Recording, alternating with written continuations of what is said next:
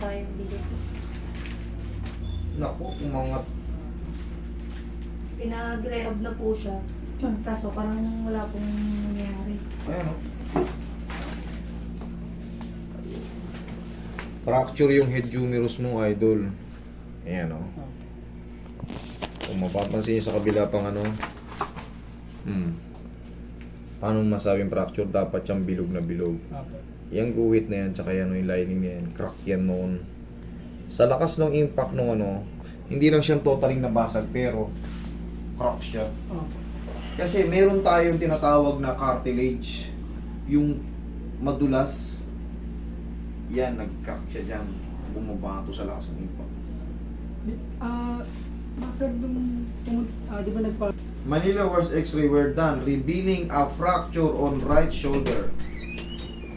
Baka hindi kayo nagkaintindihan. Fracture yan kasi, ewan ko lang, basta, kabisado ko na yung ano kabisado ko na yung ano. Baka hindi kayo gano'n nagkaintindihan. Sabi sa'yo, walang fracture. Ano ba? Hindi, sabi po, okay na, gumaling na po siya sa fracture na yun. So, rehab ko na po kami. Ano na po kasi Meron po kami master, sa rehab. bali 7 months na po.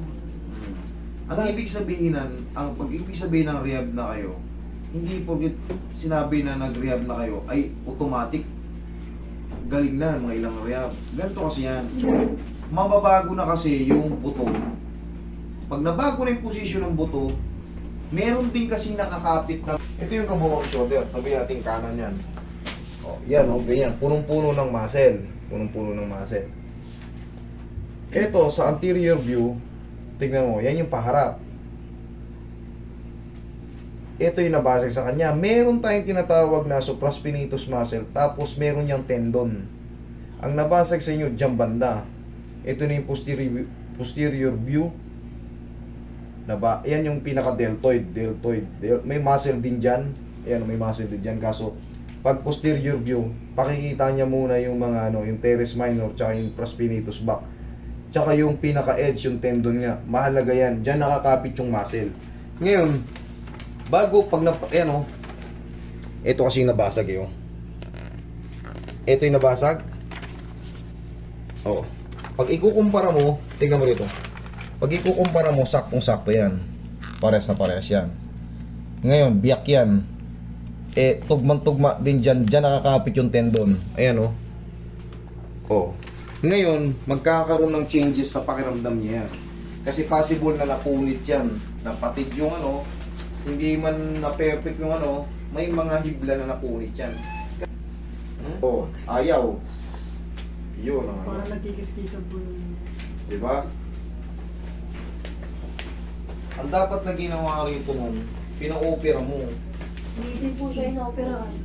Hinayaan lang magaling. Opo, na pabalik pa rin po kami sa ospital. Eh, ang tawag dito sa acceptance.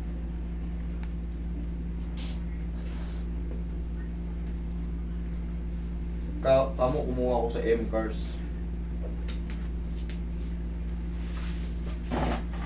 7 months na to. Totally healed na to. Ang problema rito, yung mga nagkanda-buhol-buhol na mga muscle, tendon, ligaments.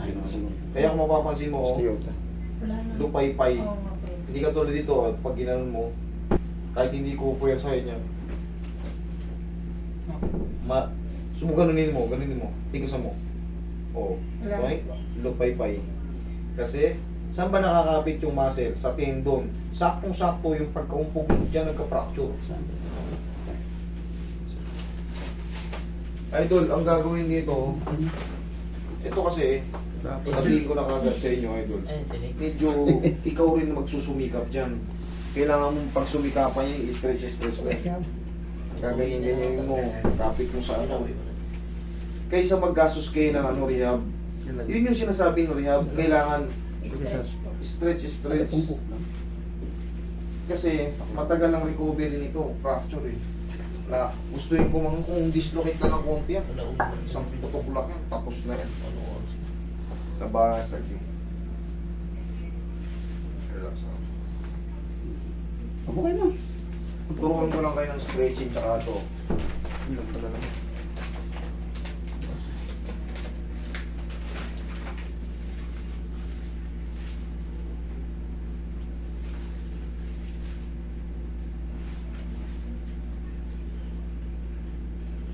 Hindi ka to pwedeng lakasan eh, nakabaon lang. Ay kakahilom lang nito, 6 months ang full recover ng ganitong malalaking fracture. Kailangan to, inat-inat lang. Tsatsagain mo to kayo doon.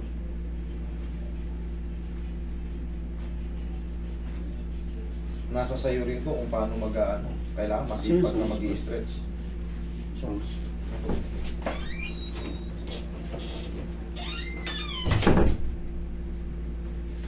Pero in case po kaya na magtagal na lang issue na gagawin, babalik po kayo ng Wala nang 100%. Honestly speaking. Pero katapala lang pumaangat na niya.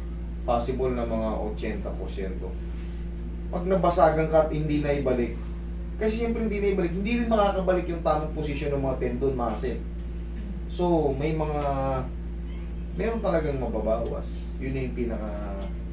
Ito, hindi natin pwedeng pilitin to, kagagaling lang ng fracture nito. Pag pinilit kong lagutukin to, baka iba yung lumagutok, mabasag lang lalo. Okay, ganito lang muna. Wala naman yan, wala kang babayaran sa akin. Parang chinek up lang kita. Yun lang, kailangan mong inat-inati lang yan. Habang tumatagal, lalong gumagaling yan. Hindi siya pwede muna sa malalakas na lagutok. Inat-inatin mo lang yan. Ganito. Yan! Para mainat na mainat. Tapos imamassage mo rin tong teres minor mo. Okay? Sige, wait na. Thank you po.